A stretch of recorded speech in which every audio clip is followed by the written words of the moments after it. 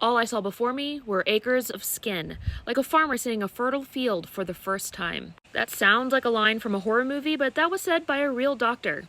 A doctor who turned a Philadelphia prison into a human laboratory. That doctor was Dr. Albert M. Kligman, dermatologist and researcher with the University of Pennsylvania, and he is best known for his human experiments at Holmesburg Prison. From around 1951 to 1974, Kligman used inmates at Holmesburg as test subjects for a wide range of chemical, cosmetic, and can't forget pharmaceutical experiments. He was funded by private companies, the U.S. Army Chemical Corps, and the University of Pennsylvania.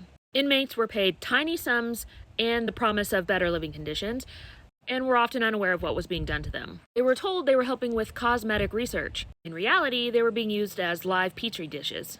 In one test, they were using dioxin, which is the same contaminant in Agent Orange. This, of course, created open sores and long-term scarring. None of the inmates in this test were told what they had been exposed to, nor were treated for their injuries afterwards. He also tested chemical warfare compounds for the Army. Some of the experiments involved removing layers of skin and applying caustic substances to measure how fast tissue regenerated. One prisoner later testified that his entire back was covered with sores that never healed properly.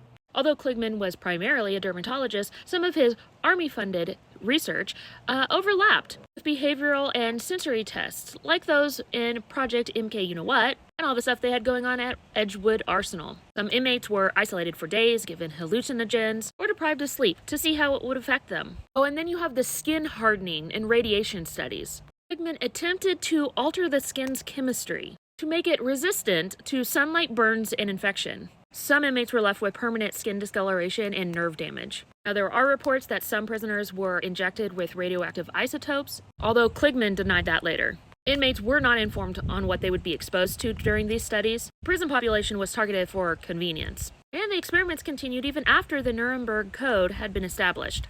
Many inmates suffered for decades with scarring, cancers, and skin diseases. None were given medical care or compensation at the time. Survivors came forward in the 90s, but all the records were either destroyed or sealed. Kligman himself never apologized, saying that his research was scientifically valuable.